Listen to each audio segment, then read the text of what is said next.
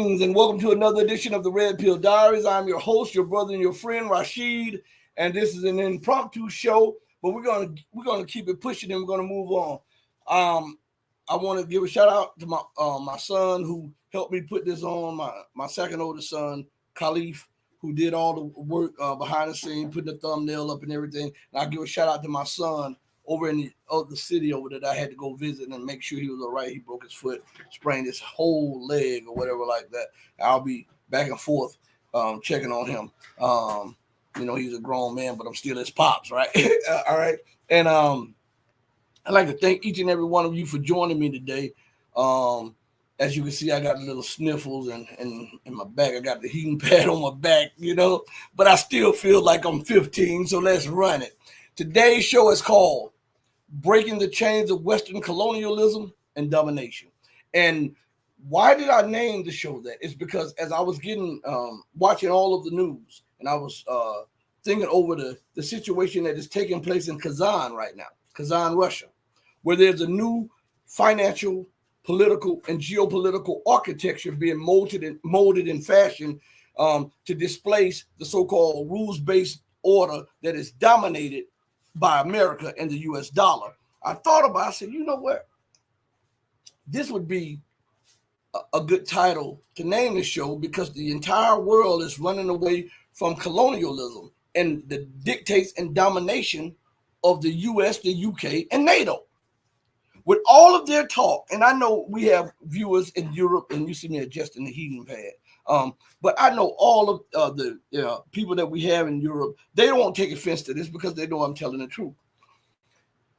When they continue to talk about a new European architecture, right, and they continue to talk about a growing a time to unify and rethink the current European architecture for security, they leave out the fact that it is that continent, most of the nations, along with the United States, that has destabilized and continues to destabilize the entire globe for selfish gain, for self-aggrandizement.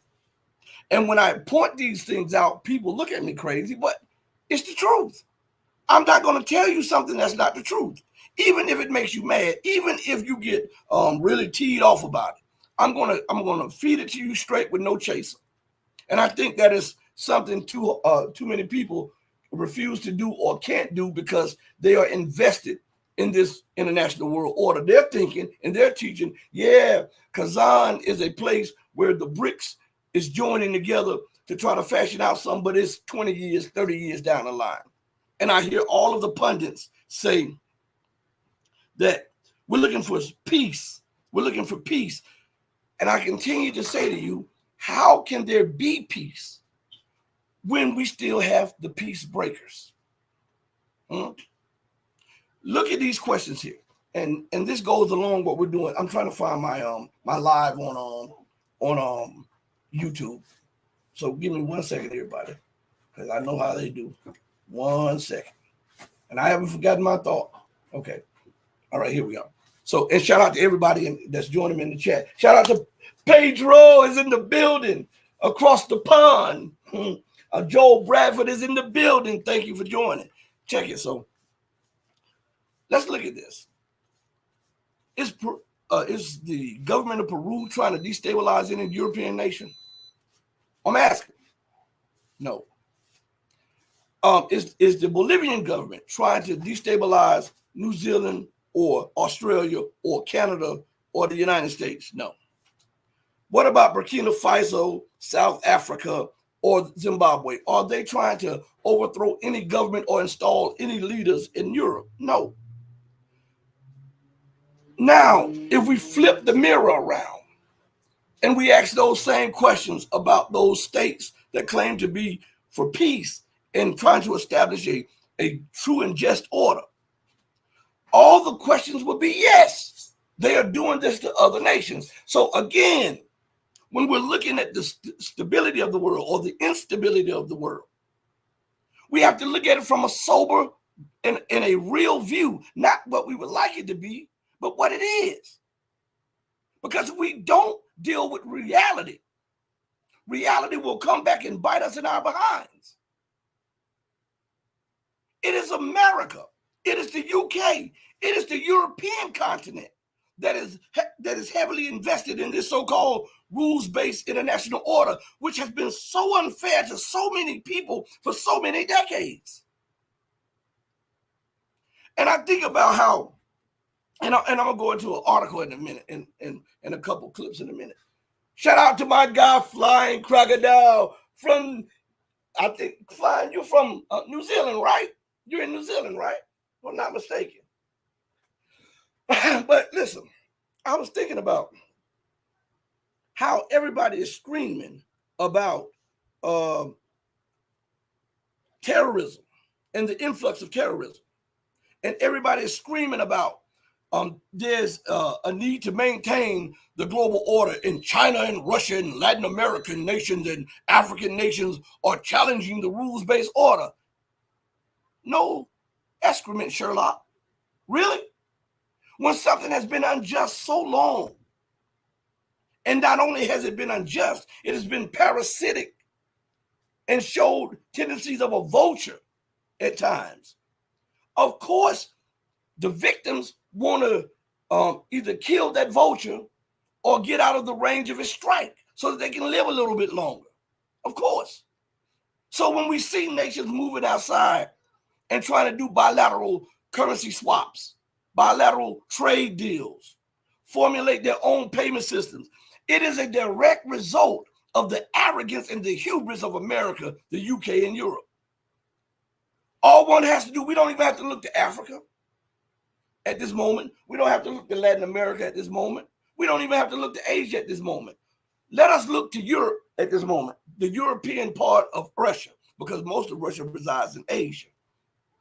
But let's look at that for a second, all right? If you hear noise in the background, you got to excuse me. And the beeping and stuff, my son is doing some of the work that he and I were doing before I jumped on a little bit, okay? So please, just ignore that. And then I got my children running through because we can't hold them back. Everybody know that life is happening and life is real. So please don't think hard of me. But when we look at the situation, let's just look for a minute at Europe. I haven't forgotten my thoughts. I don't forget my thoughts now, everybody. Think about this. America has imposed sanctions on Russia to the detriment of the EU, right? The EU are supposed to be airtight allies with the US. But the sanctions that the EU continues to impose under the auspices of the United States has devastated their manufacturing, devastated their farming, devastated their trading ability, devastated their airline industry, devastated every industry that relied on cheap, reliable fuel and agricultural products, right? That's suicide, right? Right? And yet they continue to do this. Look to the West, go back to Russia, like I was saying. We don't have to look to see whether or not this is an unjust system. All one has to do is look at Russia. Look at what they're trying to do with the world superpower. Russia has the largest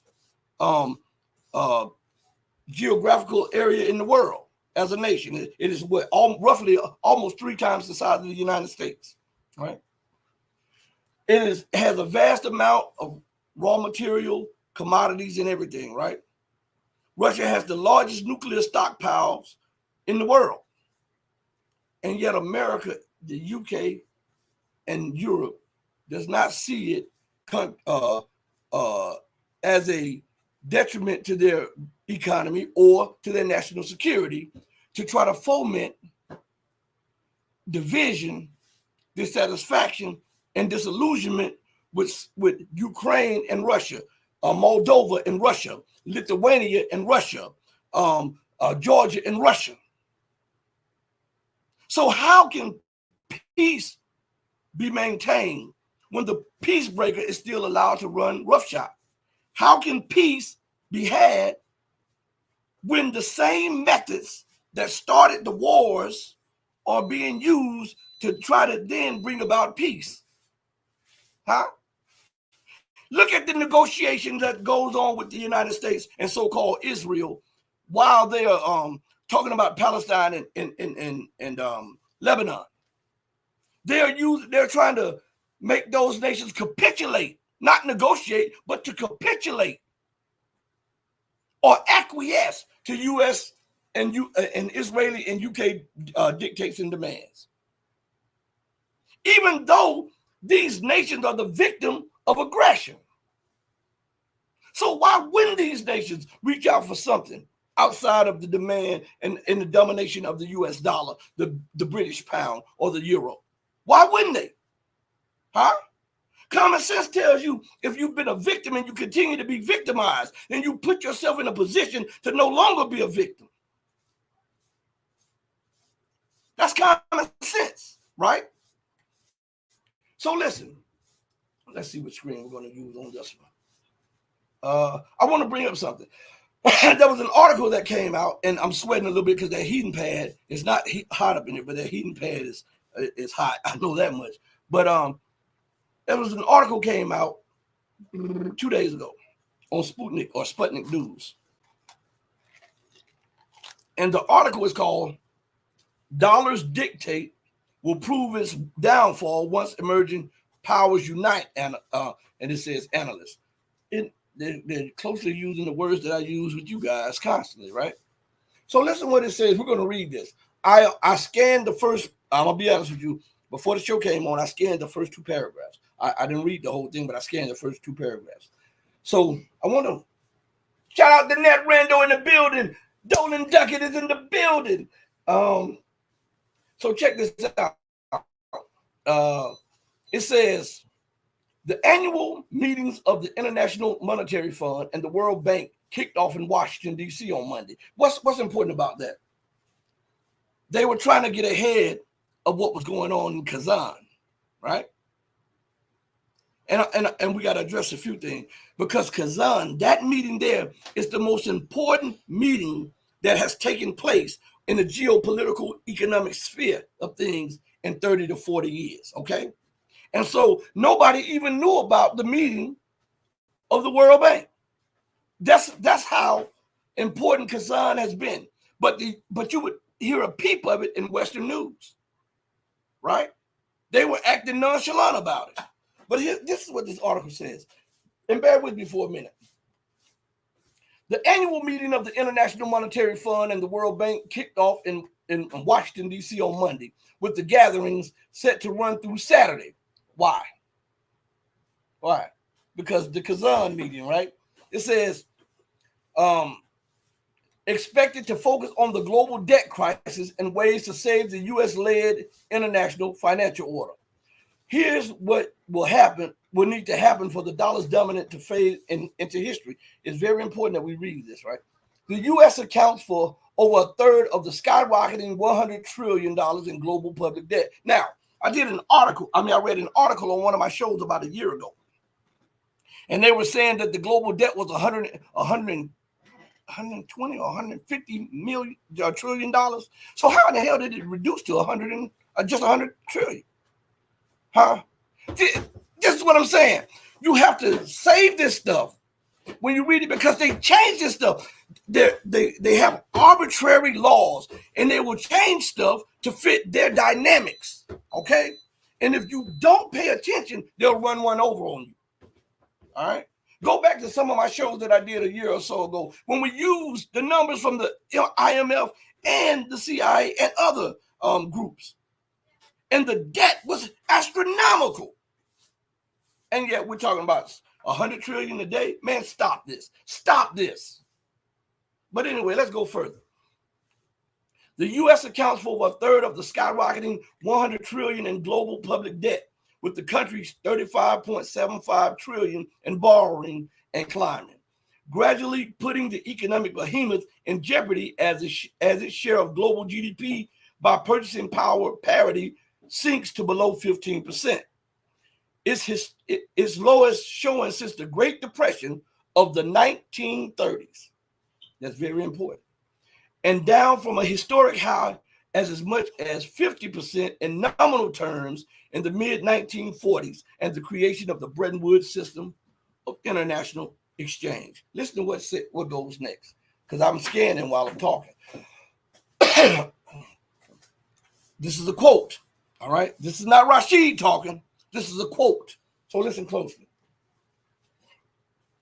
Countries are seeking ways and means of conducting trade and business outside the U.S.-dominated financial architecture because they are fed up with the U.S. dictating terms to multiple countries, especially by preventing countries from doing business with countries under U.S. sanctions.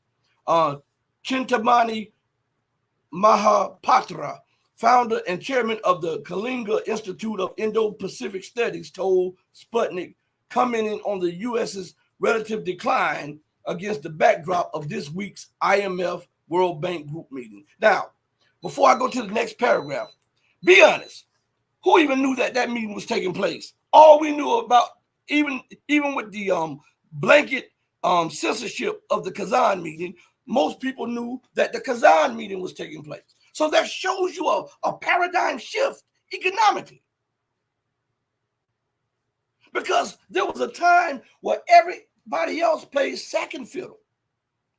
There was a time when if America sanctioned or put a blanket censorship on you, nobody but the people of those countries knew what was going on. Now, America has a blanket censorship and nobody knows what's going on here.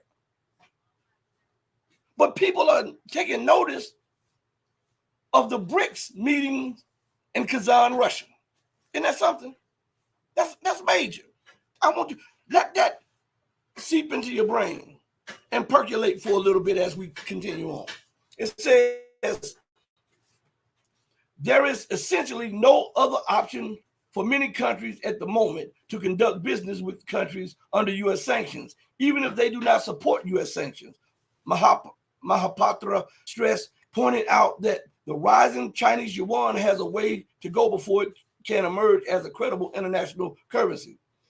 And the U.S.-led institutions like the IMF, World Bank, and WTO will be certain to do their best to ensure that the U.S. and its allies maintain their dominance in the global financial system. Now, how can peace be brought about? What happened under the rulership of Great Britain and the United States in the last 150 years?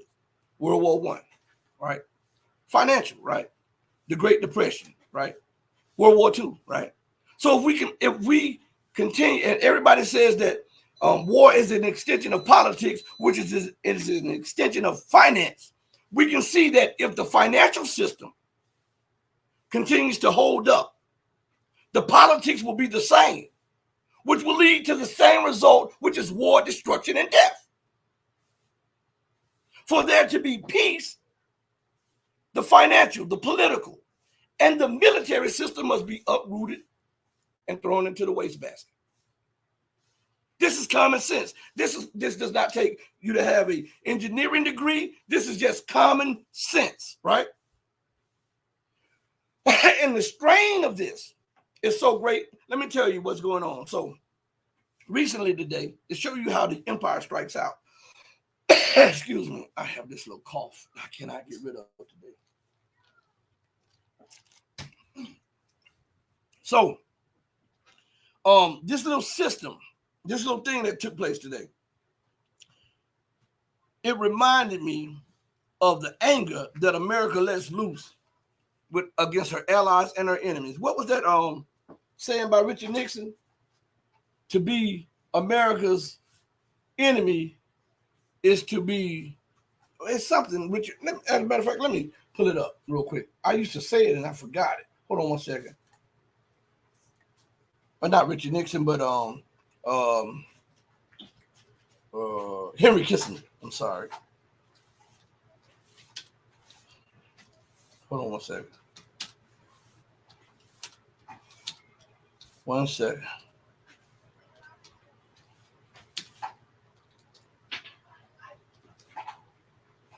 All right, here we go. Let's see. All right.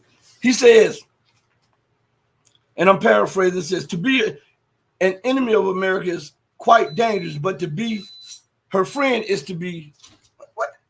Oh, now they're swiping it off the screen. Hold on 1 second. It's to be it's fatal. To be an enemy of America can be dangerous, but to be a friend is fatal. So we see the fatal policies implemented under pressure by the United States on the European Union, right? We see America promising the European Union, hey, if you introduce these sanctions on Russia, we're going to cover you with oil and gas, and we're going to sell it to you cheap, liquefied gas. And as soon as the European Union implemented the sanctions, the United States natural gas and liquefied gas producers skyrocketed the payments to over 3 times as much as what they promised. And they're still not able to fulfill the gap that is left by Russia not sending gas and oil there in huge amounts. Is that a friend? A friend is supposed to be there when you're in need. Anybody can say they're a friend when you have everything. But when you're down on your luck, when you're in need of help, when you're in need of consultation and counseling, when you're in need for a different view, a different perspective, and when you're in need of correction, that friend is supposed to be there to help you with all of that, not to help bury you further in the abyss of nothingness, right? So I said that quote for a reason. Turkey, all right? Let me see something. This YouTube keeps turning off my volume thing. Hold on 1 second, everybody. And I won't even comment because I know what YouTube will do for me, so I'm not going to even comment on that. All right. So look, so what took place outside of the people's viewing is that on the morning of the meetings, which nobody really paid attention to, I look at all of this stuff. Israel started really bombing Lebanon and Gaza, and started really upping the ante for war against Iran. This starts on the eve of the Kazan meeting, right? Why? To try to take more attention away from the Kazan meeting because of because listen, Israel derives its power from American intransigence and arrogance also. That's its lifeblood. If the dollar dies, Israel dies. So Israel has a vested interest in maintaining the dollar because with American military power, Israel feels that it has a free hand to do whatever it wants, right? With Britain's backing, with the U.S.'s backing, with France's backing. But if the dollar dies, if the dollar declines, if the dollar weakens, so does the power and the political clout behind the dollar, which means that she no longer will have a free hand to do what she's doing. So what she's trying to do is try to take more shine away from the Kazan meeting, while America is trying to take a little shine from the Kazan meeting with the IMF the IMF and the World Bank meeting in Washington also. All of this is scripted and planned. All of this to try to pretend like there's an alternative to what's coming with BRICS or with a new order. America is repackaging that same thing to try to attract people, but people are not being attracted to this madness. So why did I say that about? Why did I quote about Henry Kissinger? That Henry Kissinger quote is because it has something to do with Turkey. Okay, so on the eve, well, not on the eve, but today, as Vladimir Putin and Turkish President Erdogan, I think Recep Tayyip Erdogan, before they, as a matter of fact, when they were meeting, there was reports of a terrorist attack and on a strategic military base in Turkey, right? There were reports about this, and Vladimir Putin gave his condolences and said that Russia stands with Turkey on this, and they hated that this took place. And Erdogan, for his part, thanked the Russian president and thanked Russia for their thoughts and for their prayers and thanked them for offering help or whatever. This was NATO's action to slap Turkey in the face. On one hand, let me see. On one hand, they say they're not bothered by, let me see if I can still pull this article up. On one hand, they want to say that they're not bothered by Turkey being a part of Kazan. All right, they're not bothered by that. And on the other hand, they want to go up under with these covert operations to destabilize Turkey, to let them know we can still attack you, Erdogan. Don't forget about that coup we instituted and instigated. Don't get too cozy with China, Russia, and the rest of the BRICS. Because if you do, we still have our operatives in Turkey that can destabilize Turkey. We have the Kurds in northern Syria. We have the Kurds in northern Iraq. We have our bases in northern Iraq. We have our bases in northern Syria. We have our bases in Greece.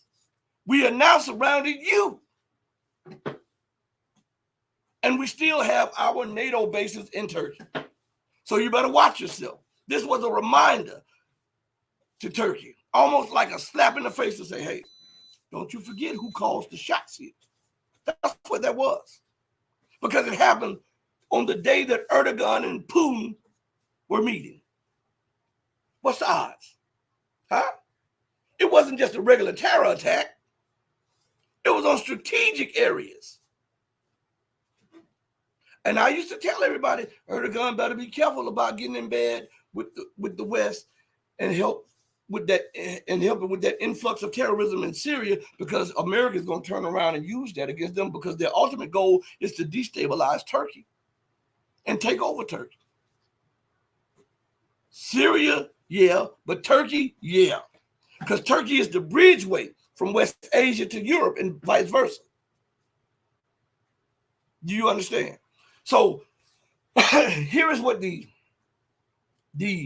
North Atlantic, the Secretary General of the North Atlantic Terrorist Organization said. Ankara's cooperation with the economic group does not contradict its membership in the U.S.-led military bloc, Mark Rutte has said. Turkey has the right to cooperate with the BRICS economic group without undermining its status as a NATO member, the Secretary General of the U.S.-led military bloc has said. The NATO chief made his remarks at a press conference in Estonia on Tuesday, asked by the Estonian public broadcaster whether Ankara's desire to become a member of BRICS, which the outlet described as a Russian-dominated organization, BRICS, right, should be a cause for concern. Root stressed that Turkey remains a very important ally in the alliance, as it is one of the best equipped military forces in NATO. The country plays a vital role in its part of the NATO geography. You know why it plays a important role? Because it is the connection from the Black Sea to the Mediterranean, right? It is strategically located there. Turkey can't pick up and move somewhere else. It's right there. And that is why it is a part. If Turkey was on the southern end of Africa, it would lose all strategic significance to the United States, only to destabilize more of Africa. That's it. But they can use Turkey to watch the movements of Russia's Black Sea fleet in and out of that little strait that runs through Turkey. That's what you guys got to understand, that it's a big picture thing here. This is a big picture thing here.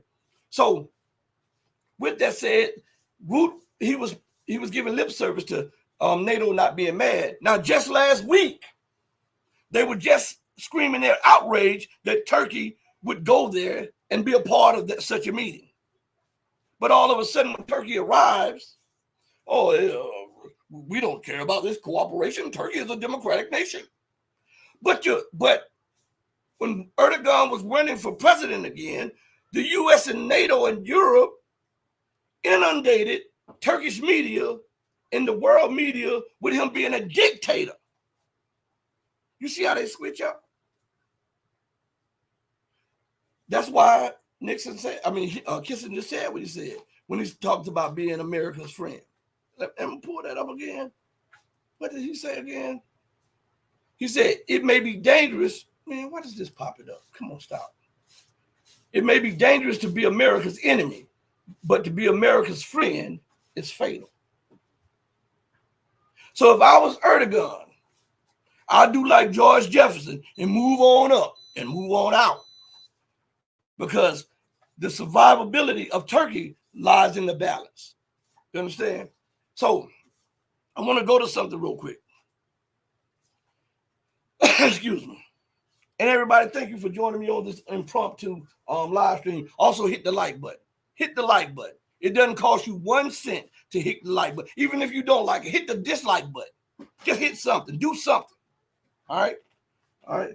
It doesn't cost you anything to do that.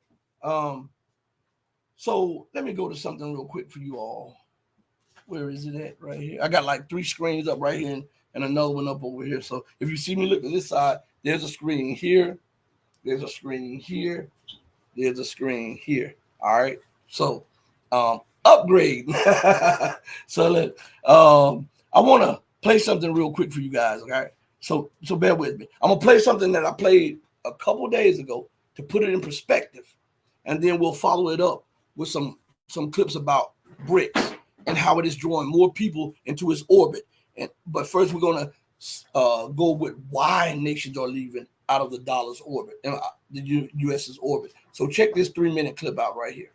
The U.S. has expanded its anti-Russian sanctions targeting entities in China, South Africa, the UAE and Turkey that Washington insists are helping Moscow's war efforts. But the moves provoked an angry response from Beijing. The U.S. has been pouring weapons and ammunition into Ukraine while also shifting the blame for undermining peace and dragging other countries into the crisis. It has even been using the crisis as an opportunity to impose sanctions and suppress other countries. That is extremely scheming, hypocritical, and hegemonic. The U.S. is abusing its unilateral sanctions around the world, causing endless harm, seriously undermining the sovereignty and security of other countries, causing humanitarian tragedies, and undermining the stability of production and supply chains. Now, Washington's been ramping up its restrictions against Moscow over the past 2 years. The U.S. insists its measures are ultimately designed to weaken Russia's military. One is trying to make it difficult or impossible for Russia to get the military equipment or materials it needs to build its own military supplies. We want to make that as difficult as possible. And second, we want to try to reduce Russia's revenue. Now, political analyst and co-founder of the Gentala Institute in Indonesia, Fatan Sembering, doesn't see sense in the new sanctions package. The U.S. Treasury already mentioned that they are putting 300 individuals from several countries into their sort of blacklist list. I think it is quite pointless. I guess they will just find another guy to do their intended business in terms of evading those sanctions. If the U.S. administration, especially from the Treasury themselves, wants to extend the sanction package to China and then trying to a little bit hurting the Chinese economy, because as we all know, China recently adjusting their economic activities by driving up more into the domestic consumption rather than export. We don't actually into that, geopolitical scrutinies, right? And then again, it is really pointless if the Biden administration, which they already know, they only have like a couple of months to rule, to have widening sanctions to China. All right, now I'm gonna follow that up with a 50-second clip, okay? And then after that, we're gonna go into a couple of definitions, a couple of articles. Then we'll follow up with some pertinent clips to show you where we are geopolitically and economically. I'm going to try not to hold you guys long tonight. I'm going to try to give you a thing because I promised you that I would try my best to do a stream tonight. And I'm trying to be a man of my word, okay? So listen to this clip, this 50-second clip on Vladimir Putin. I think the United States needs to give it a thought. They have spoiled the relationship with Russia by imposing continuously sanctions, and it has a negative impact eventually on them. So the entire world is thinking whether dollar is worth using, considering that the United States, for political reasons, restricts the use of their currency as a universal international unit of payment. Now everyone is doubting this, and the volume of dollar is reducing, both in settlements and in reserves too. Consider traditional allies of the United States. Even they reduce their dollar reserves. Yeah. Shout out to everybody in the chat. So I want you to understand, while all of this is taking place, there is something going on within America now, right? That shows that we have a high probability of major conflicts taking place. What does Gerald Celente say? When all else fails, what do? They take us to war. Well, at home, there is a collapse in the economy. As a matter of fact, InfoWars has an article out right now. And the article is called Financial Armageddon. Federal regulators brace for massive bank failures as billionaire investors dump banking stock at record levels. Now, listen, I want you to understand what it said. So, when we listen to that title, and then we look at America finding money for Israel and for Ukraine, they can keep doing these supplemental budgets for them, right? Cannot help anybody that has been affected by a natural disaster in America. Can't help Head Start students. Can't help free lunch. Can't help to pay the teachers who are the stewards to the lives of the future scientists, governors, and all of this stuff. They can't find money for that. They can't find money to rehab the people who went to war for them. They can't find money to give a house to those people who were giving their lives for them on the battlefield. They can't get debt relief for the students or debt relief for the veterans. Hell, the veterans can't even get proper care when they come back. And they can always find money for war. You know what this means? This means that they understand that they're in this bubble, right? And they're saying, you know what? We've kicked the can down the road so long, we might as well just go for broke. Forget everybody. We're going to put it all in the military realm, and we're going to see if our military can stand up with this money, with this backing, so that we can try to buy another day, another year, another decade of American hegemony. That's what it looks like to me. They're loading it all up and saying, you know what? Hell, it is what it is. Let me just go for broke now, because everything that we're trying is failing. So I might as well just front load the military and see where this leads us. Let's read this article, a little bit of this article together. Actually, these are videos, not an article. These are videos.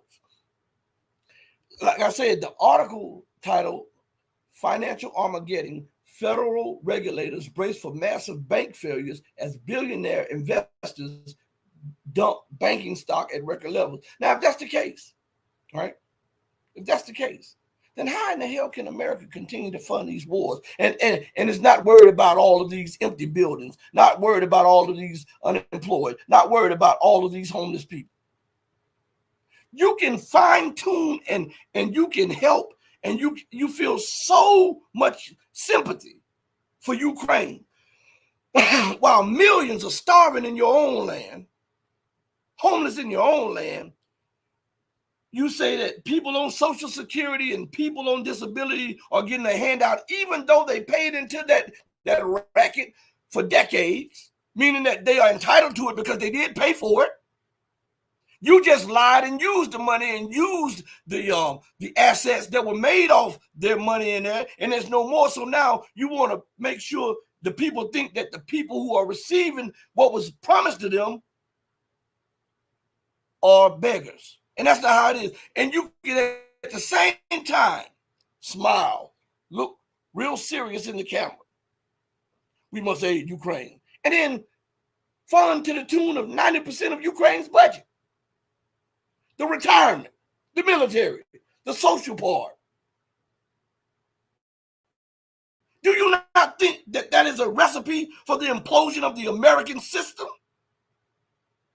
listen, let's go further. There's an article out. This one is out on a Brit paper, the Daily Mail. And this came out today, right? And it says Denny's abruptly announces closure of 150 restaurants and sharp change to its opening hours. Now, this is all across the nation. Denny's. Is that not a sign? And regulators are fearful of a bank implosion? Or what about this one? See, because we got to get the realness about why the desperation is going on with the American empire and the people who run it. All right.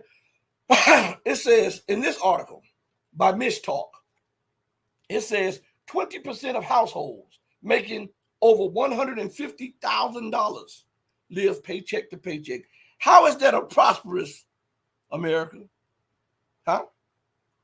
If you're making $150,000 and if you miss one paycheck, you can lose your car, your house. How is that a sign or a recipe for progression? When the people are focused on maintaining what they have, they can't. When you have somebody preoccupied with debt, guess what happens? They can't focus on the progress of themselves or anything else, which means that the economy, the society loses out on what could have been. I'll give you an example of that. If you get a person so bogged down in debt, get a nation so bogged down in debt, like these nations in Latin America or in Africa that are just saddled with Western debt, right? Then you look at them, their whole goal is to try to pay off or pay on that debt. They can't focus on infrastructure, education, science, none of that stuff. So they can't progress and move themselves from a third world nation up into an industrial nation because they're preoccupied with debt. That's what we're seeing right here in America. As good as you've given it, it's now returning to your shores, right? It says Bank of America. Excuse me. I just dropped some. Oh, man, my screen just went down for a second. Hold on one second. It says Bank of America has an interesting report on who's living paycheck to paycheck. It's not the poor. Blame the Fed. The Dow, it says, the Dow crossed 40,000 for the first time in history. The S&P has hit over 30 all-time highs since the start of the year. The words mania, euphoria, and frenzy are all over the financial presses. What does it mean? The term living paycheck to paycheck is a fairly frequently heard expression, but can be somewhat nebulous and is not always clearly defined. Broadly, one can imagine it refers to individuals or households that regularly spend nearly all of their income, leaving little to nothing left over for savings. But it says by that widely used definition, over 40% of respondents agreed or somewhat agreed to living paycheck to paycheck. How is that a recipe for the growth of America? Huh? That seems like it's a recipe for the fall of America, right? So we're living in the fall of America. That's what we're doing. This is the fall of America. This is the fall of American prosperity. I'm going to tell it to you without having a chaser. I'm going to give it to you straight.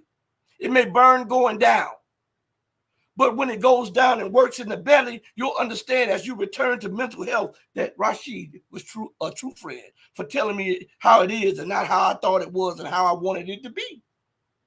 Okay? So it also says, let me go to this one right here. Yeah. On Zero Hedge. This is Zero Hedge. Zero Hedge says restaurant bankruptcies piling up. It says, thank God it's Fridays, maybe next. And it goes into, it says Rubio's Restaurant, Red Lobster, Melt Bar and Grill, Kuma Holdings, Tijuana Flats, Sticky Fingers Joint, Boxer Ramen, and a host of other restaurants are going belly up. Now, I told you, remember, there's also a shipping problem, a transportation problem. There's also on top of the back of the of the banking problem that the regulators are trying to hide from you. And then no matter how much they try to pump the job numbers, all one has to do is get in their car and drive up under the interstate or drive a few blocks away from their houses. I don't care what kind of neighborhood you live in. You go a few blocks from your houses, you'll see people who are suffering, who are out in the streets. When you have buildings that will become dilapidated, and they would prefer for the buildings to become dilapidated before they help the homeless get into them. Would Jesus do that? Huh? That's greed. That's arrogance. That's hubris. This is what I'm telling you. We're living in the last days of American empire, of British empire, of Western domination. And it is becoming clearer and clearer and clearer for all to see. That's why the nations are reaching out for something else. That's why America is getting desperate and using her lapdog, which is an extension of her in the Middle East. That is Israel. That's why, and when I say her, I'm talking about her and the UK, because these two are one and the same. If you look at their international policies, and if you look at a lot of their domestic policies, they mirror each other back. Wonder why? Could these be one and the same? Sure. Just like they use their lapdog in the Middle East when things get out of line, when they want to bring people to heel, when they want to start a conflict, they use that Israel and let it spread, that war spread or the bombing spread, and then they pretend like they're doing something to try to eliminate the crisis or try to settle the crisis, when in reality, they are the ones behind the scenes stoking, provoking, and arming and adding to the fire that is now turning out to be a 3-alarm, 4-alarm fire in the Middle East, North African region, right? I'm going to get to the comments in a second. Matter of fact, let me go to them, and then we'll go to this clip, all right? And then I want to thank anybody. Oh, yeah, thank you all. Let me go here. This is where Flying Crocodile says, yep, New Zealand. I thought you were from New Zealand. The one guy of the 5 eyes. Flying Crocodile is a mess, man. I got it. I got what you just said. It looks like it is us who leaked, or we're hacked for the top secret military, secret U.S. documents of the Israeli attack plans. LOL. You know what? The United States leaked that. And Israel leaked that. Let's go further. Net Rando, peace and development. My guy, Dolan, he says, hello, pill heads. You got it, man. You got it. He also said they're scared as hell of bricks. You better believe it. Because they're living in glass houses. They're living in glass houses. And they understand that one brick through the window collapses the whole frame. That's what's going on. So let's see. Perseverance Chameleon is in the building. Salute, Rashid and everyone. M. Sparks, shalom, shalom, and peace to you. This thing is jumping. Let's see. Rashid is speaking the truth. Oh my God! Hold on 1 second. I skipped this super chat. This thing is jumping. Hold on. Let me go up. It slipped me. My guy Dolan in the building. Thank you for the $5 super chat. Thank you so much. I really appreciate it. For those of you, if you can't super chat or super thing, do something and hit the thumbs up. I mean, it don't cost you anything. All right? It doesn't cost you anything. All right? I'm going to do my part. You do your part. All right? I really appreciate it, Dolan. I really appreciate it, man. So now, and I'm going to leave that up there. Maybe that'll inspire others to do that, okay? So listen, we're going to go to something real quick. And I want you all to pay attention to what they're saying in this clip. This is about 6 or 7 minutes. So I'm going to sit back and I'm going to listen to the clip with you all too. This first, before YouTube start tripping, hold on, let me play this. Because I don't need no problem with YouTube right now. Let me play this.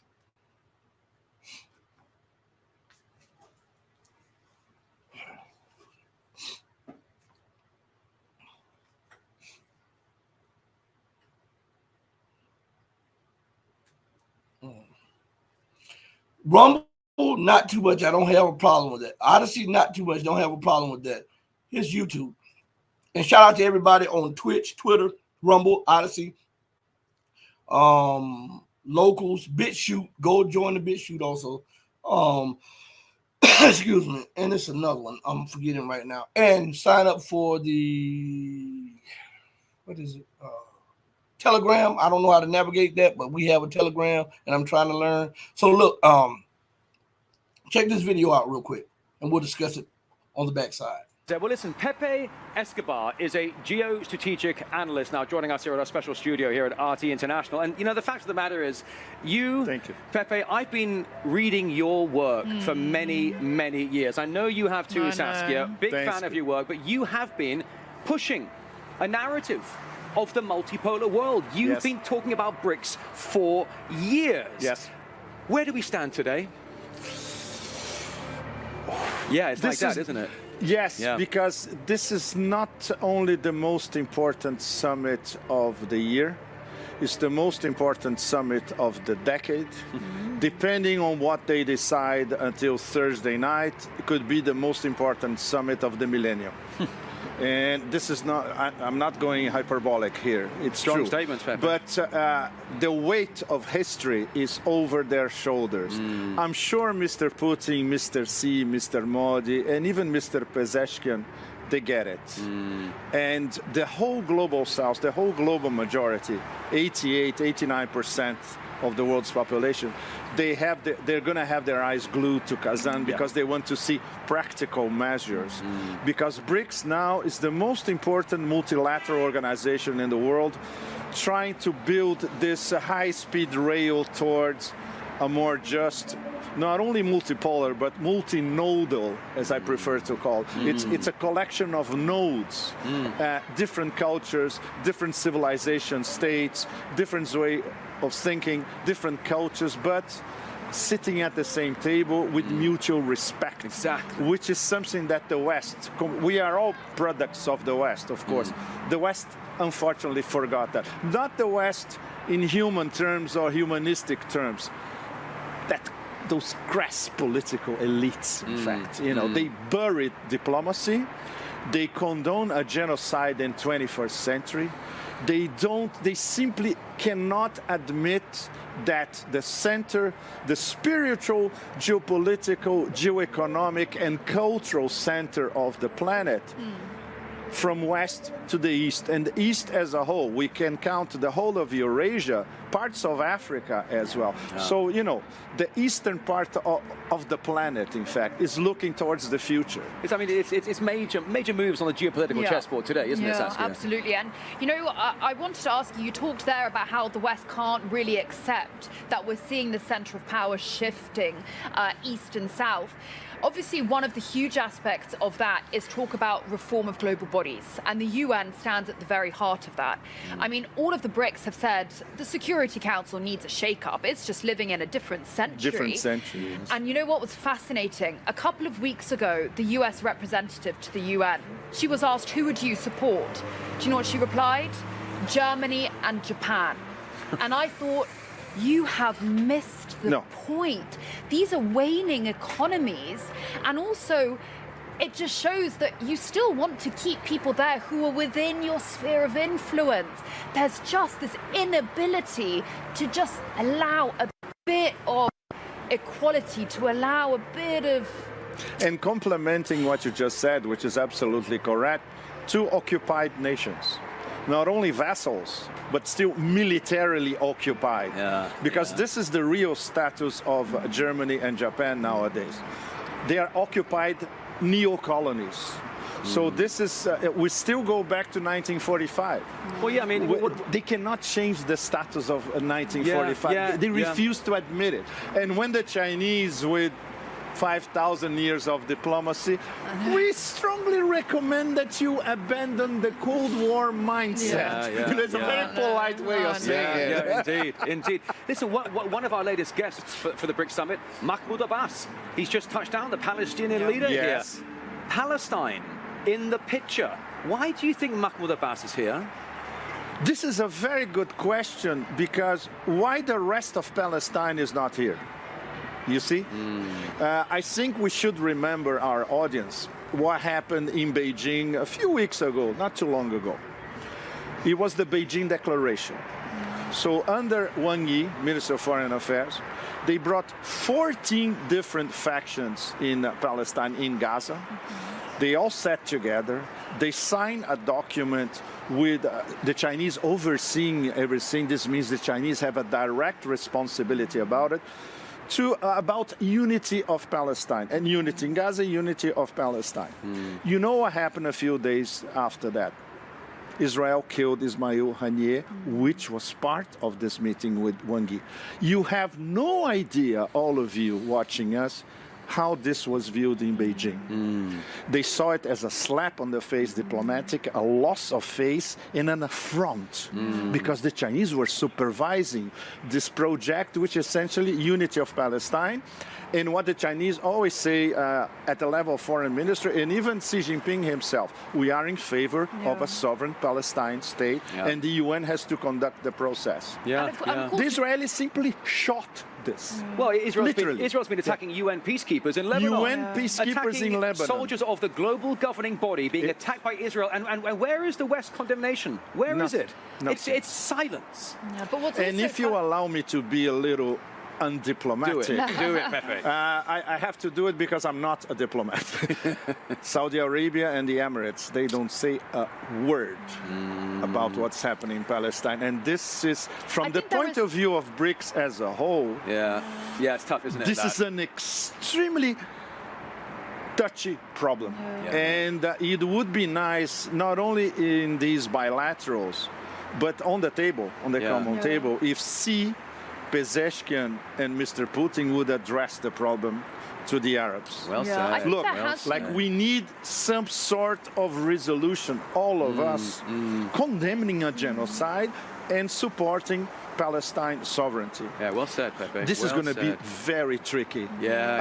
We are not sure, all of us, we are not sure that this would happen. It would be great in terms of the political capital of BRICS all over the global south is already enormous. Can you imagine if they have a resolution like this? Yeah, I can't imagine. Pepe, honestly, there's so much happening today with so many countries around the world getting under the same roof, trying to work out what is going to be this intense family relationship. It's amazing to be here. It's so good to have you here, Pepe. My enormous pleasure. Massive fan. I consider you to be a legend of the multipolar world. I'm so appreciative of your work. You've done great work. An amazing journalist, Pepe Escobar. Thank you. All of us are trying, huh? Yeah, well, we're trying as hard as we can. We may have him on the platform, but check this out. I want to share with you all why Israel did what it did in affront to China, okay? And it's very important. I think I know all of the channels missed it because they never addressed it, okay?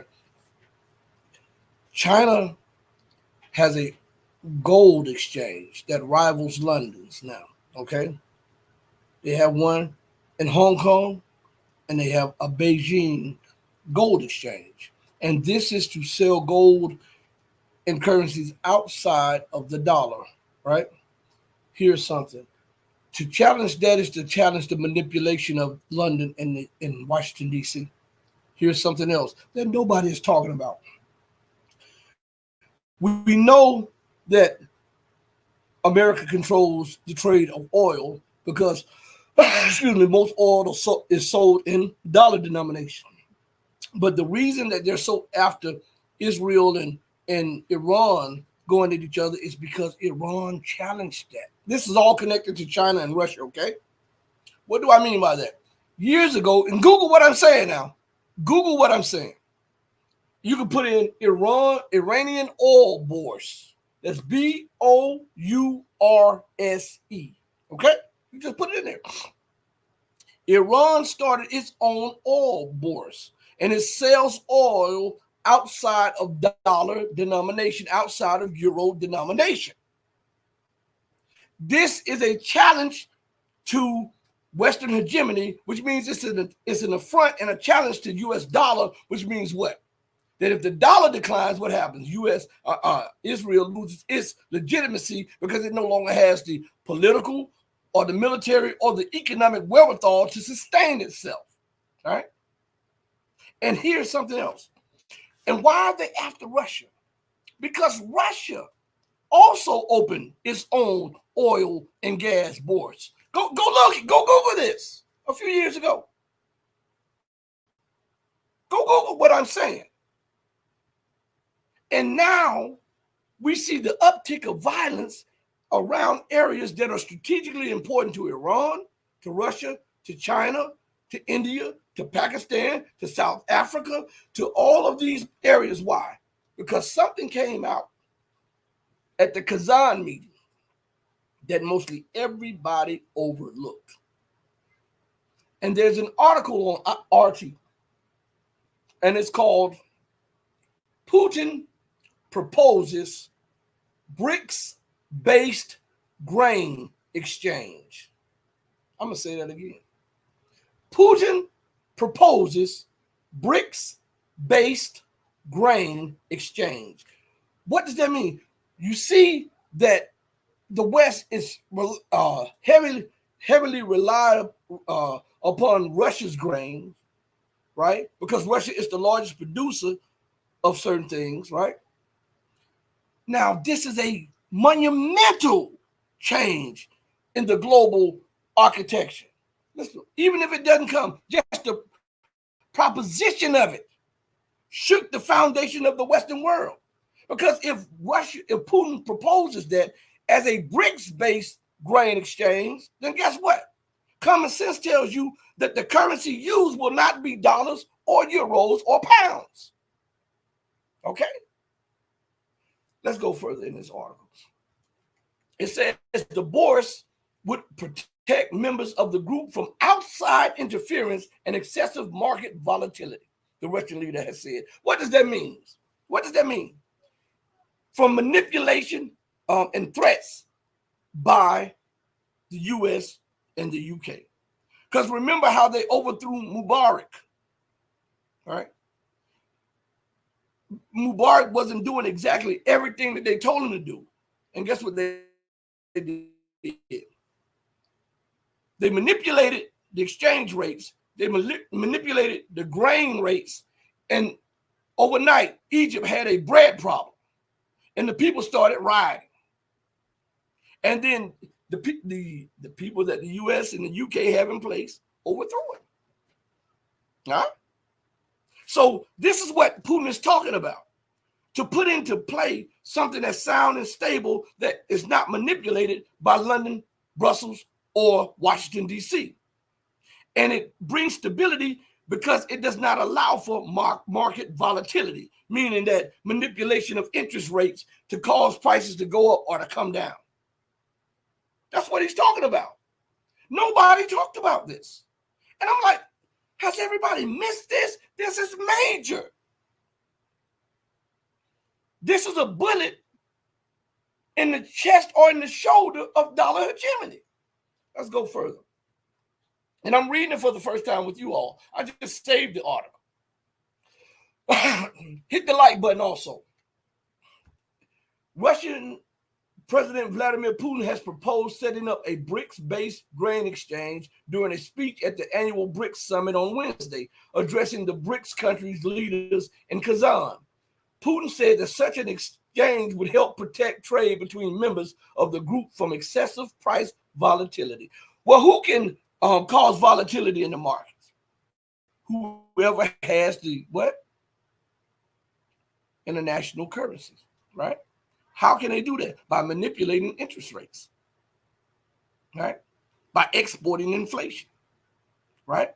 So this would be a shield to the Federal Reserve. This would be a shield to U.S. policy to overthrow governments, to cause havoc in other places by manipulating the interest rate and causing prices to shoot through the roof overnight.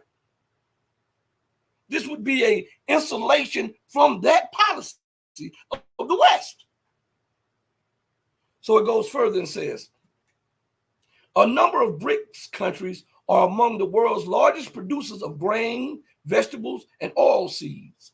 We propose opening a BRICS grain exchange, which would facilitate, listen to this, the formation of fair and predictable price indicators for products and raw materials, taking into account their special role in ensuring food security. How does the World Bank and the IMF work? By saddling nations with debt, unpayable debt, then causing austerity, draining resources that would be put into education, social programs, and agriculture to pay off Western corporations. With this in place, there would be no need to look to the World Bank or the IMF, which is an attack on dollar, pound, and euro hegemony. I know you see it just like I do, right? I'm telling you, everybody missed that. And I'm like, whoa, this is one of the most game-changing events at the meeting, and nobody spoke on it. I think it may have gone over other people's head because they were looking for things about war, about this, about that. But all of this is connected to the wars. All of this is connected to the provocations. All of this is connected to the military posturing from Asia to Africa to Latin America to Europe. All of this is connected. Let me go to this. I want you guys to hit that like button. First of all, hit the like button. Don't cost you a dime. All right. I want you all to take a second and look at this video that I'm about to play coming up, following the one we just played. Remember what we just played. And I want you to listen to this one. This is about 6 minutes. So it's about a minute shorter than the one that I just played. And it's talking about the position of the dollar and what is actually going on. And keep in mind what I just told you about the announcement by Putin. He proposed a BRICS-based grain exchange. This is something major right here. So I want you to listen to this, okay? Global finance is changing. The dollar isn't what it used to be, and the West system's being challenged by a multipolar one. BRICS Plus is emerging as one of the driving forces behind these changes. And the colossal economic influence the bloc enjoys today was first forecasted over 2 decades ago. We consider 4 different scenarios for the next decade based on various nominal GDP assumptions for 11 countries, the G7 and BRICS, and different assumptions about exchange rate conversion. In all 4 scenarios, the relative weight of the BRICS rises from 8.0% at present in current US dollars to 14.2%, or from 23.3% to 27.0%, converting at PPP rates. In each of these scenarios, the increasing weight is led by China, although the other 3 grow relative to the G7 countries also. Funny enough, Goldman Sachs first came up with the term BRIC as part of what Western bankers considered a great opportunity to cash in on the profit-making potential of emerging economies.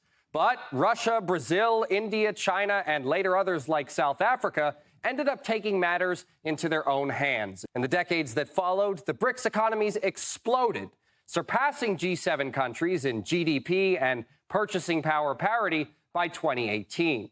BRICS has since widened the GDP gap with a 5% lead over the G7. And a lot of that success has to do with the bloc's new development bank. It was created in 2015 to help emerging economies fund infrastructure development projects. Now, it's essentially become a multipolar alternative to the IMF and World Bank that may soon even have its own version of SWIFT. We believe the creation of an independent BRICS payment system is an important goal for the future, which will be based on modern tools such as digital technologies and blockchain. The main thing is to make sure that it is convenient for governments, ordinary people and businesses, as well as cost-effective and free from politics.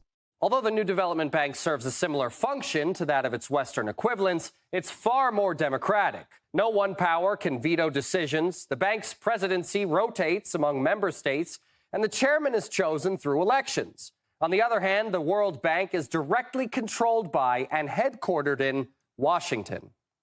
As the only World Bank Group shareholder that retains veto power over certain changes in the bank's structure, the United States plays a unique role in influencing and shaping global development priorities. Traditionally, the World Bank president has always been a U.S. citizen nominated by the United States. What else sets the New Development Bank apart? Instead of controlling its members with debt, the bank aims to promote cooperation between its emerging economies. We have been working together for almost a year on the issues that concern us in the first place. In particular, the creation of an independent international monetary financial system and, above all, an independent system of payments for goods and services, because we see that this area has become politicized recently. BRICS is different from other associations in that this organization is beyond politics, beyond any pressure and restrictions. It is aimed at growing the economy of our countries and increasing the incomes of our citizens. Therefore, when we talk about free trade and the free movement of labor, services, and investment, we understand that the appropriate tools must work for this.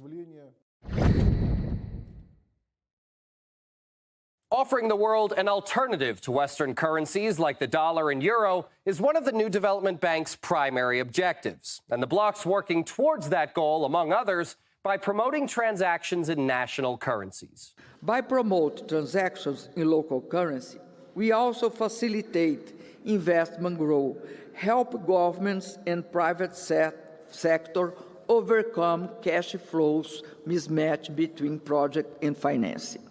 This approach provides great predictability and reduces the high costs associated with hedging needs.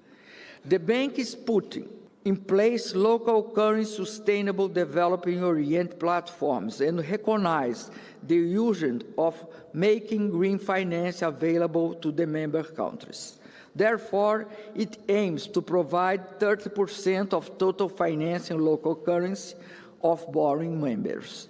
Iran's even in talks with BRICS to merge the bloc's payment system with that of Tehran's. Various options, including Iranian ones, are under consideration to connect the financial markets of the BRICS countries, transfer settlements to national currencies, and introduce new mechanisms of mutual settlements. This proposal comes not long after Iran merged its Shatab payment system with Russia's Mir. It's all likely stressing the West out, as their sanctions aimed at destroying entire economies appear to have only united them in multipolarity.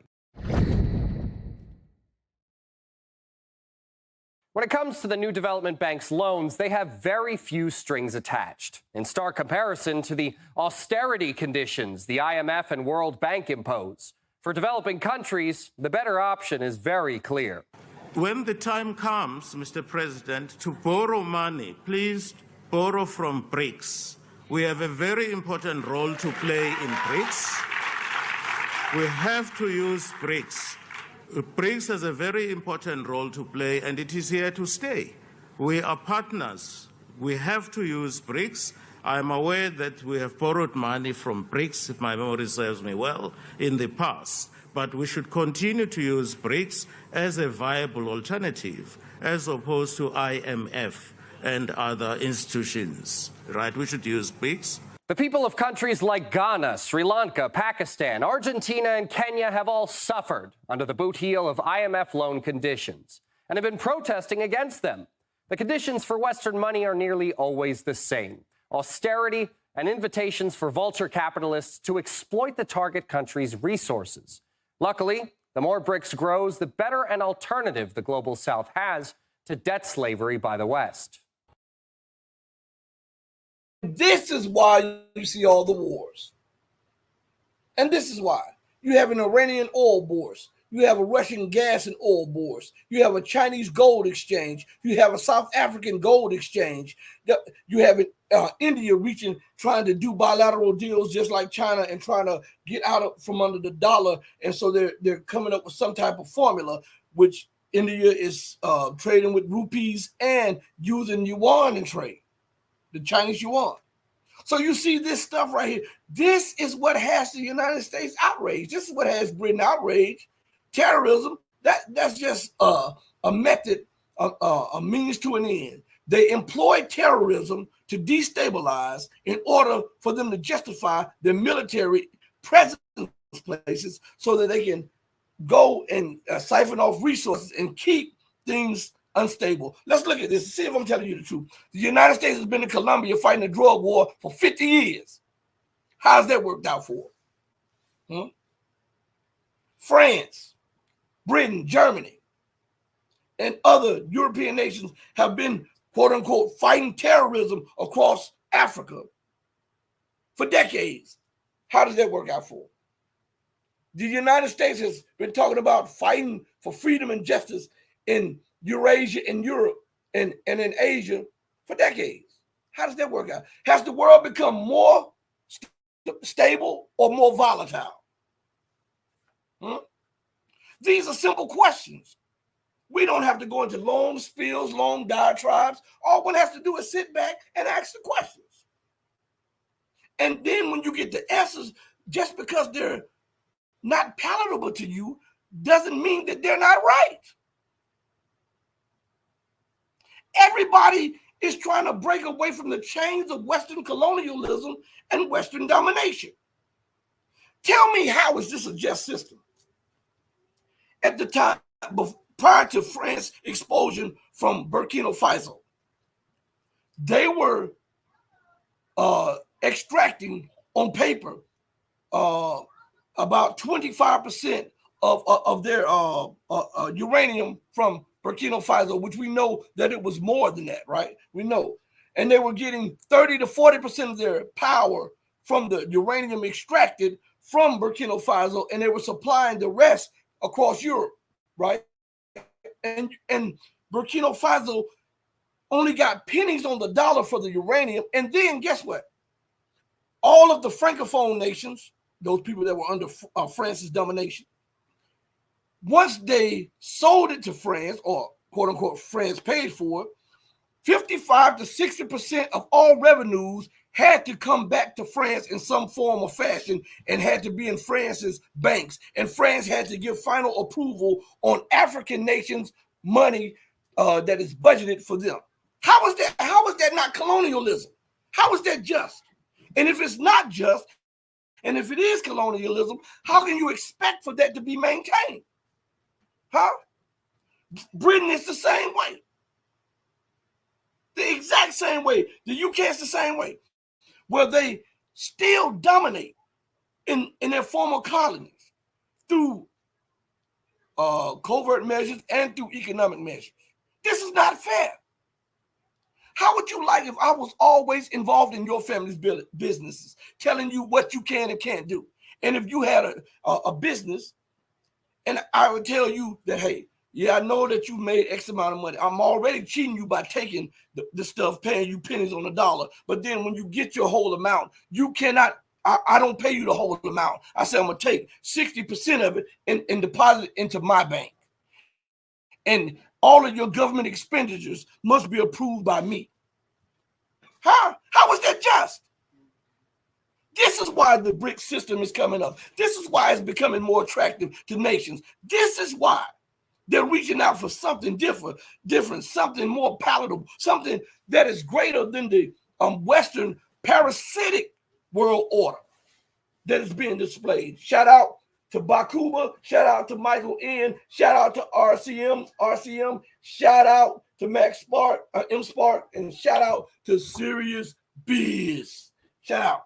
All right. Now I want to play this. Let me play this this thing again before we go into this, because I don't want any problem from YouTube. Let me play this disclaimer one more time, okay?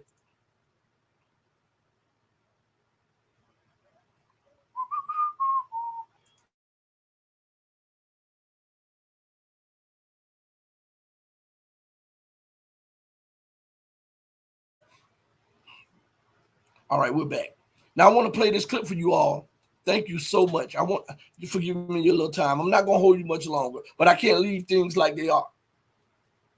I can't leave things like they are. I got to play this to show you how people are moving out. And thank you all. Thank you, Dolan, for your super chat. If others feel the need to super chat, please support the work that we're trying to do. You know, YouTube and these other platforms. Even I found X continues to rob me of followers and stuff like that. It's crazy, man. It's crazy. But we're gonna push through it, because truth is always gonna prevail, regardless to whom or what. So let's go here, and I want to play this clip here. This is about the same amount of time that the first clip was, first clip on BRICS was, and it's about how these nations are reaching outside of colonialism, colonial domination, and they're trying to move towards something more fair and more just, okay, so that they can prosper. So there's not just this exclusive club here, and these people here that are dominating every aspect of world policy. They want to be able to do what's best for their people, their culture. That's why I got a lot of flack when they were talking about the Prime Minister of Hungary, and people were, what do you believe? Don't you believe that this is wrong? What he's trying to do? And I asked, what are you talking about? And they said, well, he wants to keep his country Christian and white, and you being black and you being Muslim. How do you feel about it? I said, I have no problem with that. That's that man's prerogative. That's what they're used to. You can't go in there and tell this man that he has to change what he's used to. But when that is the case, then you cannot demand that others that don't look like that have to change too. You can't go and demand that they change. Like in Uganda, you can't go in Uganda and force them to accept gay rights.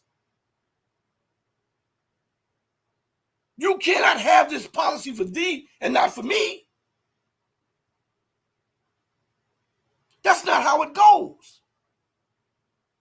You understand what I'm saying? And a lot of people get mad because I tell it like it is, but it is what it is. All right. So, do I think hard of the Prime Minister of Hungary? No, he's doing what his people put him in office to do. Why is that so bad? Huh? I just made reference to Mugabe and how he tried to do what his people wanted him to do, and the West attacked and tried to destroy his economy and his legacy. That's what I said. So listen to this right here, and we'll see other nations reaching out for more. BRICS is on path to take down Western domination, and so many countries, especially those in the global south, are on board.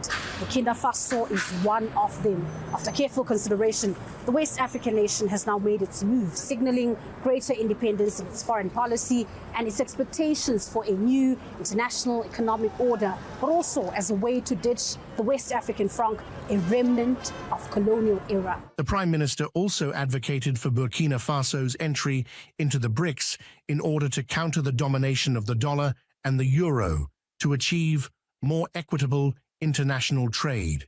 For Burkina Faso, it's not just about the dollar and the euro. In fact, days after Burkina Faso, Mali and Niger announced they were quitting the West African Political Union, ECOWAS, the leaders were already naming their next target, the region's CFA franc currency, making it clear that it's not just the currency, but anything that keeps them in slavery, they will break those bonds. Currency is a sign of sovereignty, and the alliance of Sahel states members are engaged in a process of recovering their total sovereignty. There is no longer any question of our states being France's cash cow. The emotionally charged debate over the future of a French-backed currency in West and Central Africa runs deeper than economics. For many, it's a symbol of France's unequal relationship with its former colonies, and many Africans feel the same. So much so that the movement against the CFA franc has been gathering momentum across the region, spurred by leaders who see it as a vestige of colonialism that stifles their economies. I can't give you the date, but the willingness of everyone is already there. Psychologically, with regards to the vision of sovereignty and managing your own money, it's not good that this model continues. It is now really necessary that this currency be ours so that we can, when the time comes, make this currency a convertible currency and a currency which allows all these countries which still use the CFA franc to develop. We have the ability to mint our currency however we want. There is controversy among African politicians about the role of the CFA franc in economic policy. Some say the peg to the euro ensures an exceptionally stable currency. Compared with other African countries, government debt in CFA countries is significantly lower, but this argument is, however, flawed. Experience shows that nations like Morocco, Tunisia, and Algeria, which post-independence withdrew from the franc zone and minted their own currency, are stronger economically than any user of the CFA franc. And the counterpart of this low inflation rate is weak economic growth and the creation of fewer jobs. In fact, the terms of the debate are quite simple. The CFA franc is a good currency for those who benefit from it, like the major French and overseas corporations, executives of the zone's central banks, the elites wishing to repatriate wealth acquired legally or otherwise, and certain African heads of state unwilling to upset France. But for those hoping to export products, obtain affordable credit, find work, endeavor for the integration of continental trade, or fight for an Africa free from colonial relics, the CFA franc is an anachronism demanding orderly and urgent elimination. Our country wants to break free from the dictatorship of the euro, and you know that our currency is a colonial franc? It is a currency established by decree of General Charles de Gaulle in the aftermath of World War II, which is like a replica of what Hitler had done to the French regarding their currency. And with this Nazi currency, we are doomed to pass by France to go through the Eurozone to access the larger market of the world.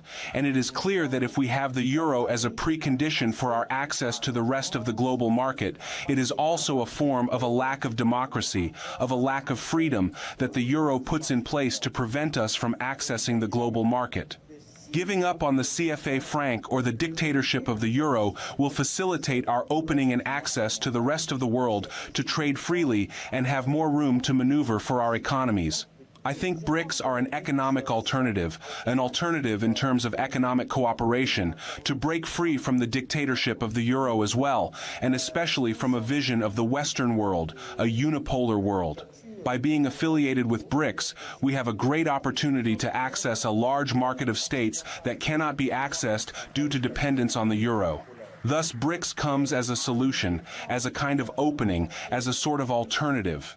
France maintains the position that the CFA franc is an African currency, existing only as a support to Africans who retain their sovereignty. Some heads of state, like Alassane Ouattara in Ivory Coast and Macky Sall in Senegal, take the same line. Ouattara goes further, insisting that the currency is a matter for experts and thus not a subject for democratic debate. But locals in African states hope that joining BRICS can help them beat not only the dollar and the euro, but also the CFA franc. BRICS are the lifeline of the world in the making. We are at the crossroads of a great global change, the de-dollarization of the world. From now on, the world will no longer measure itself by the dollar, but by gold, which has ancient value. So with the BRICS, this is a new perspective. We no longer need to get lectured. It is the effort of work, the endeavor of wealth, which will be taken into account. So we have everything to gain with BRICS. The CFA franc that we use is not the same CFA franc as before. Internally, we use the CFA franc, but externally, we sell our currencies to whomever we want and we take the currencies ourselves. It is totally different from other countries under the CFA. They sell something, but it is France that profits. We must sell and receive the profit ourselves. So in the near future, we will be completely independent externally. We will use our currencies, and internally the currency of the alliance of the Sahel states. Why trust Europe to develop? You have to rely on yourself to develop. The lesson is so simple. By relying on ourselves, we begin to see the limits of war. So the school of war teaches us that we can only count on ourselves to get through it.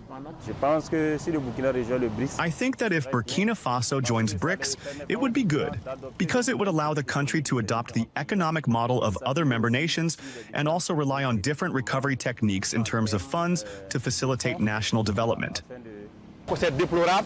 It is deplorable that after 60 years of independence, we continue to have Stockholm Syndrome, where the slave cheers his executioner and wants to be like his master. He is, in fact, the servant who appreciates the one who enslaved him. Today, it is unacceptable for African youth to accept that our countries still use the CFA franc. We hope that there will be an African currency instead. A currency, before being a technical matter, is a matter of sovereignty and politics. We must show the world that we are capable of leading and owning our history, because our economy is part of African history. From a taboo subject raised only by a handful of African intellectuals and politicians, the CFA Franc debate continues to enter day-to-day conversations and is pushing the likes of Burkina Faso into the BRICS group of nations. And you still have no, some people still have no clue of why people are reaching out to the BRICS. Want to join the BRICS, want to be a part of this organization outside the dollar. Even Joseph Borrell, Mr. Garden himself, seems to have no knowledge of what is going on. I mean, he's clueless to this. As a matter of fact, let me hit this. This is about 1 minute and 30 seconds. Here is your latest Africa news. EU's top diplomat cries Russian influence in Africa is causing problems for Europe. European Union's foreign policy chief Joseph Borrell, in a recent news conference, complained that Russian influence in Africa is causing problems for Europe. He looked really puzzled as to why this was the case, conveniently forgetting all the wars, terrorism, assassinations, and coups Europe, together with the wider West, have perpetrated on Africa. Listen to what he had to say. It's Russia who has taken our place, and this is something quite inconvenient.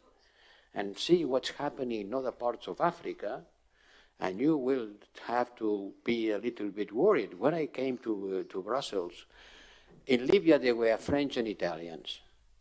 Not all the time in accordance, not all the time working together, but they were.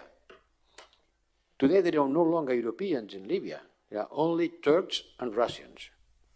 And in the Libyan coast there is a chapelet, there is a ring of navy bases, not European Navy bases, but Turks or Russian bases, which is not exactly the way we imagined how the Mediterranean area has to be managed.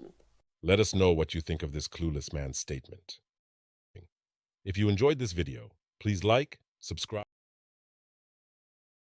Still doesn't understand why African nations, Latin American nations, Asian nations are gravitating towards Russia, gravitating towards China, gravitating towards the BRICS. He's still in the colonial mind that what we offer in Europe, what we offer with America is better, even though the policies show that they're not. Listen, what I'm trying to show you is that this is one of the fundamental causes of the collapse of the rules-based order, because they have not adapted to a new reality, a new paradigm. And they're continuing to use the same methods that upheld a dying global order to try to maintain that global order. Putting lipstick on a pig does not make it a horse. Putting sprinkles on poop does not make it chocolate ice cream. All it does is make you a fool in this circus of colonialism and imperialism. On that note, I want to thank each and every one of you for joining me on the most powerful platform for truth, bar none, on God's green earth. This is your platform for education, elevation, and edification. This is the Red Pill Diaries. I'm your host, your brother, and your friend, Rashid, and I'd like to thank each and every one of you who have given me a minute, 10 minutes, 20 minutes, or an hour of your time. I want to thank each and every one of you from the bottom of my heart to the depth of my soul. Remember to do right by others, not because others are watching, but because it's the right thing to do, because God is always watching. And know that I love each and every one of you who loves truth, but know that the love that I have for you will always pale in comparison to the love that God has for you. Until we next speak again, stay strong, stay true, but above all things, remember to stay righteous. Hey, mama, look at me. Your baby boy still loves you more than life. Deuces, everybody. I'm out of here. Peace. Thank you all. I'm out.